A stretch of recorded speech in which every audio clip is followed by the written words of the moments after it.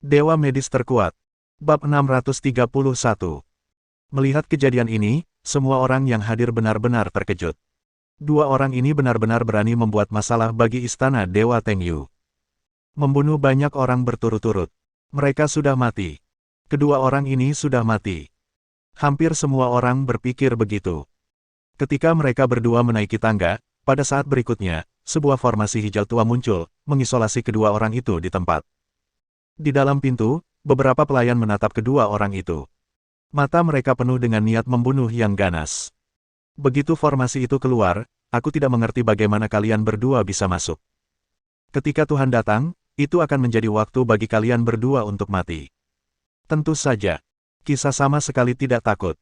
Dia hanya perlahan mengangkat tinjunya. Semua orang tercengang. Apa yang ingin dia lakukan? Apakah dia mencoba menerobos formasi pelindung istana ilahi? Bagaimana ini mungkin? Apakah dia sudah gila? Itulah formasi istana dewa. Siapa yang bisa menghancurkannya? Selain Dewa Tengyu, tidak ada orang lain yang bisa melakukannya, kan? Apa maksudmu dengan harus? Aku sama sekali tidak bisa melakukannya. Semua orang berbicara, kata-kata mereka penuh dengan penghinaan terhadap Kisah.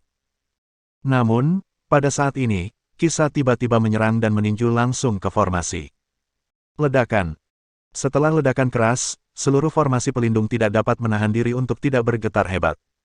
Akibatnya, seluruh istana dewa sedikit bergetar. Semua orang yang hadir tidak dapat menahan diri untuk tidak mengecilkan pupil mereka dan menelan ludah mereka. Sangat kuat. Banyak orang merasakan getaran di hati mereka, dan merasa bulu kuduk mereka berdiri. Para pelayan di rumah dewa sedikit mengangkat mulut mereka, dengan ekspresi puas di wajah mereka. Huff. Bocah, tinjumu cukup keras. Tapi sayangnya, formasi rumah dewa kita bukanlah sesuatu yang bisa dibuka oleh bajingan sepertimu sesuka hati. Sebelum dia selesai berbicara, Kisah sudah meninju lagi. Bang! Kali ini, disertai ledakan keras, formasi itu hancur di tempat. Apa? Para penonton semua melompat ketakutan. Para pelayan di rumah dewa tiba-tiba berhenti tersenyum dan berbalik untuk berlari masuk ke dalam rumah dewa. Lari. Orang ini terlalu kuat. Kita bukan tandingannya. Cepat mundur. Cepat. Atas perintah itu, semua sosok bergegas menuju ke dalam rumah besar itu. Tapi, mereka berlari cepat, tetapi kecepatan serangan Kisah bahkan lebih cepat. Saat dia melangkah maju, puluhan bilah angin menebas dengan ganas. Hanya dalam 0,001 detik, puluhan sosok yang hendak berlari terbunuh oleh bilah angin, tidak ada yang tersisa hidup. Kemudian, Kisah minggir, membungkuk sedikit kepada Xiao Chen, dan menyambut Xiao Chen ke istana dewa. Sikap hormatnya sungguh mencengangkan. Kisah sendiri sudah begitu kuat hingga keterlaluan. Tapi dia masih sangat hormat pada Xiao Chen. Ini sungguh di luar imajinasi siapapun. Xiao Chen tidak memiliki keterampilan untuk menghadapi keterkejutan orang-orang ini. Pada saat ini, dia meletakkan tangannya di belakang punggungnya, menginjak darah dan mayat, dan perlahan berjalan ke istana dewa.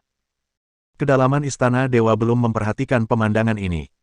Lagi pula, ada terlalu banyak orang di kedalaman istana dewa. Mereka yang datang untuk memberi hadiah hampir mendobrak ambang pintu. Dewa 5 elemen Qishan, kirimkan Dewa Tengyu Ginseng berusia 30.000 tahun. Semoga Anda memperoleh berkah yang besar dan semoga Anda dapat memasuki alam kaisar sesegera mungkin. Yue Qilin, guru Tao dari Lin Suixing, mempersembahkan senjata suci yang tak tertandingi kepada guru suci Tengyu, pedang awan berkobar. Saya berharap guru suci semakin sukses di masa depan. Kepala Sekte Huoyun, Huo Lizi, mengirimkan buah api merah berusia 10.000 tahun kepada Yang Mulia Dewa Tengyu. Saya harap Yang Mulia Dewa akan menerimanya. Buah ini dapat meningkatkan energi api dalam tubuh dan memperkuat kultivasi elemen api. Setiap teriakan keras dari kerumunan begitu mengejutkan hingga membuat jantung orang-orang berdetak lebih cepat. Bagaimanapun, ini juga merupakan harta yang diberikan kepada dewa yang berkuasa. Mustahil bagi semua orang untuk mendapatkan sampah. Oleh karena itu, setiap harta sangatlah berharga. Menggiurkan. Orang yang bertugas menerima harta karun itu bukanlah Tengyu, melainkan keturunan langsung dari keluarga Teng, yaitu putra Tengyu. Teng Tianlong. Di usianya yang menginjak 42 tahun, ia memiliki kekuatan puncak tingkat ke-10 dewa. Dengan kekuatan seperti itu, ia dapat dikatakan sebagai seorang jenius kelas atas. Meskipun ia masih memiliki beberapa kekurangan saat menghadapi beberapa Raja Dewa dan penguasa Dao. Namun, ini sama sekali bukan masalah. Ketenaran dan reputasi Ayah Dewa akan memberinya momentum yang cukup. Tidak seorang pun akan memandang rendah dirinya. Sebaliknya, semua orang akan menyanjungnya untuk berteman dengan Dewa Teng Yu. Semuanya, silakan masuk ke lobi dan minumlah secangkir teh. Ayahku baru saja pergi bersama dewa lain untuk bertemu Kaisar pertama. Jadi, untuk sementara, akulah yang akan menyambut kalian di sini. Jangan khawatir, meskipun ayahku tidak ada di sini, sama saja selama aku ada di sini. Semua orang mengangguk, mata mereka dipenuhi dengan senyum tipis dan ramah. Tuan Teng, Anda terlalu sopan. Merupakan kehormatan bagi kami untuk menerima Anda. Benar sekali. Yang Mulia Teng Yu sangat sibuk dengan tugas resmi, dan merupakan hal yang baik bahwa dia dapat dipanggil oleh Kaisar pertama. Di masa depan, jika Kaisar pertama mewarisi posisi guru, saya khawatir Yang Mulia Teng Yu pasti akan memiliki kesempatan untuk melangkah ke ranah Kaisar Ilahi di masa depan. Teng Tianlong tertawa dan berkata, "Terima kasih atas pujian kalian, para senior. Ayahku berkata bahwa dia hanya beruntung. Namun, jika ayahku benar-benar memiliki kesempatan untuk memasuki alam legendaris Kaisar Ilahi, aku pasti akan datang ke sini untuk mengucapkan terima kasih atas kata-kata baik kalian." Ngomong-ngomong, Master Teng, sekarang Xiao Chen sudah tidak ada di sini lagi, haruskah kita mencari Kaisar Dewa yang kuat untuk mengambil alih wilayah bintang kita? Kalau tidak, jika musuh di Bima Sakti datang untuk menyerang, aku khawatir akan sulit bagi kita untuk melawan, kan? Teng Tianlong berkata dengan wajah serius. Sebenarnya, sejujurnya, ayahku pergi menemui Kaisar pertama kali ini hanya untuk masalah ini. Seperti yang diketahui semua orang, kita berbatasan dengan Bima Sakti, dan perbatasan itu sangat berbahaya. Jika tidak ada Kaisar Dewa yang bertanggung jawab, kita pasti akan menderita kerugian besar di masa depan. Namun, Kaisar pertama bijaksana dan berbudi luhur, dan dia pasti akan menemukan cara untuk membantu kita menyelesaikan masalah ini. Semua orang mengangguk. Namun pada saat itu, disertai dengan teriakan, sebuah sosok tiba-tiba meledak. Bang! Tubuhnya menghantam keras bagian tengah lobi, menghancurkan meja kayu Paulonia yang berharga itu hingga berkeping-keping. Sao-sao. Pelayan keluarga Teng meneriakkan dua kata itu dan kemudian meninggal. Adegan ini membuat banyak orang yang hadir mengecilkan pupil mereka. Beraninya seseorang datang ke keluarga Teng untuk membuat masalah. Bab 632. Bajingan, siapa kamu? Beraninya kamu membunuh murid-murid keluarga Tengku. Keluar dari sini. Tepat saat dia selesai berbicara, tubuh murid keluarga Teng lainnya melesat maju dengan ganas. Ledakan. Terlebih lagi, angka ini memukul Teng Sao dengan keras. Meskipun demikian, energi perlindungan Master Teng melindunginya. Namun, tubuh Tuan Muda Teng juga berlumuran darah. Sosok itu menghantam energi pelindung Tuan Muda Teng dengan sangat keras sehingga hampir seluruh tubuhnya hancur hidup-hidup. Melihat tubuh yang terpelintir itu, Teng Tianlong kembali meraung marah. Siapa dia? Keluarlah dari sini, atau kalau tidak, jika aku menangkapnya, aku akan mematahkan semua tulangnya dan membuatnya mati tanpa tempat penguburan. Kemudian, sesosok tubuh berdiri dengan punggung terlipat perlahan berjalan ke lobi. Di belakangnya, mengikuti sosok yang dingin dan tanpa ekspresi. Siapa lagi kalau bukan Xiao Chen dan Qisa?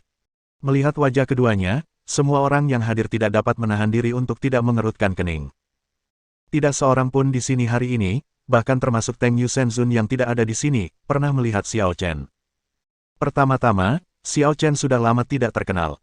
Tidak lama setelah dia mencapai pangkat Kaisar Dewa, dia telah kembali ke bumi. Kedua, bahkan jika Xiao Chen tidak kembali ke bumi, tidak akan mudah bagi orang-orang ini untuk melihat Xiao Chen dengan identitas mereka. Siapa kamu? Siapa yang memberimu keberanian untuk membuat masalah di Istana Dewa? Apakah kalian berdua sudah bosan hidup? Tatapan mata Xiao Chen dingin, dan dia mengabaikannya dan perlahan berjalan menuju kursi di aula tinggi.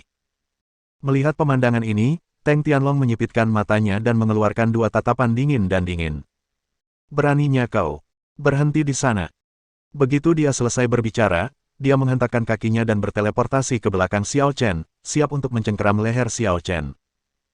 Namun, sebelum tangan besar itu menyentuh leher Xiao Chen, tangan besar lainnya telah mencengkeram pergelangan tangannya dengan tenang.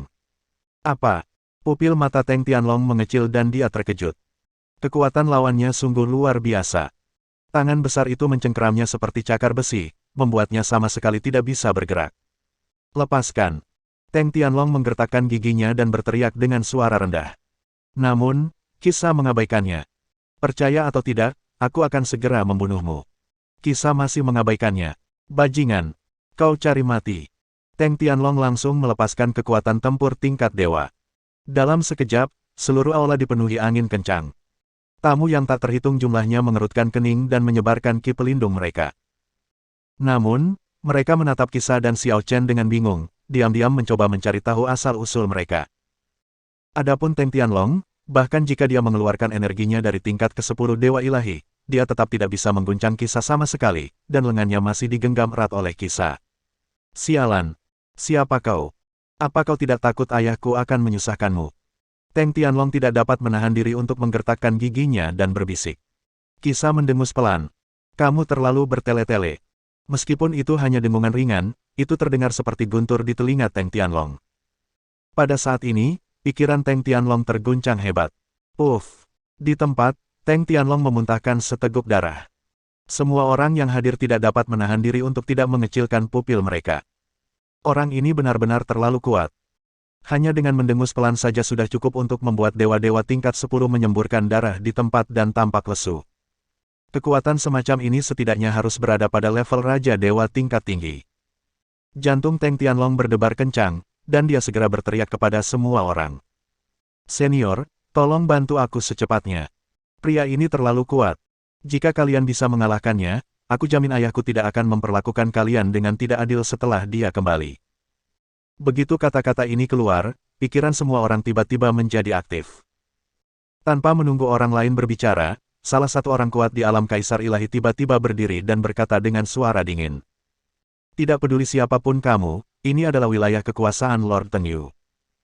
Kamu datang ke sini tanpa tahu benar atau salah dan baru saja membunuh para pelayan di kediaman Lord Tengyu dan melukai putra Lord Tengyu. Bukankah ini agak tidak pantas? Qisa melirik pihak lain dengan tatapan yang sangat dingin. Siapa kau? Apakah giliranmu untuk memerintah di sini? Kaisar Dewa yang kuat, dengan kedua tangan di belakang punggungnya, memiliki tatapan dingin yang membunuh di matanya. Nak, jangan terlalu sombong. Aku akan memberimu sedikit muka, tapi jangan terlalu serius. Begitu dia selesai bicara, Qisa meliriknya. Pada saat ini, energi yang dahsyat menyapu di tempat itu, berubah menjadi cahaya pedang yang sangat terang, dan langsung menuju ke wajah lawan. Tidak bagus. Merasakan energi yang kuat ini, Kaisar Dewa yang kuat segera membuka formasi pertahanan tanpa mengucapkan sepatah kata pun. Namun, saat serangan Qisa datang kepadanya, formasi pertahanannya hancur di tempat. Jurus Qisa menghantam dadanya tanpa ampun. Hanya dalam 1 detik, lawan langsung terhempas. Ledakan. Kekuatan besar itu bahkan merobek dada master tingkat pertama alam Kaisar Ilahi hidup-hidup. Semua orang bisa melihat detak jantung di dalamnya dengan jelas. Hal ini membuat banyak orang yang hadir langsung mengecilkan pupil mereka. Hebat. Sangat kuat. Kaisar Ilahi terbang mundur dengan cepat, dan jika tidak ada hal tak terduga terjadi, jika kekuatan ini tidak diredakan, dia akan menderita pukulan serius kedua. Pada saat kritis ini, Master Tao Bintang Lin Sui, Yue Qilin, akhirnya mengambil tindakan. Dia mencengkeram kekosongan dengan tangan besarnya, tubuh Kaisar Ilahi dengan cepat berhenti, dan kekuatan itu disingkirkan oleh Yue Qilin. Setelah selamat dari bencana, pihak lain segera membungkuk kepada Yue Qilin dan berkata, Terima kasih, Senior Yue. Jika Anda tidak menolong saya pasti sudah mati di sini hari ini. Yue Qilin menatap Xiao Chen, tetapi hanya melambai padanya, menunjukkan bahwa dia tidak perlu terlalu peduli. Alasan mengapa dia hanya memandang Xiao Chen dan bukan Qisa adalah karena dia melihatnya secara sekilas. Di sini, Xiao Chen adalah tuannya, dan Qisa hanyalah pelayan kecil. Setelah menarik napas dalam-dalam, dia membungkuk pada Xiao Chen dan berkata, Di mana kamu berlatih? Kamu memiliki kekuatan yang begitu kuat. Apakah kamu memiliki dendam terhadap keluarga Teng dan datang ke sini untuk membuat masalah? Xiao Chen meliriknya dengan acuh tak acuh, matanya berkata dengan dingin. Kamu tidak memenuhi syarat untuk tahu. Yue Qilin menyipitkan matanya, memancarkan cahaya dingin. Suasana di sekitarnya tiba-tiba menjadi aneh. Banyak orang tidak dapat menahan diri untuk tidak berbicara. Anak ini terlalu sombong, iya. Apa hebatnya dia? Beraninya dia bersikap tidak hormat kepada Yue Daojun. Dia pantas mati. Bersambung.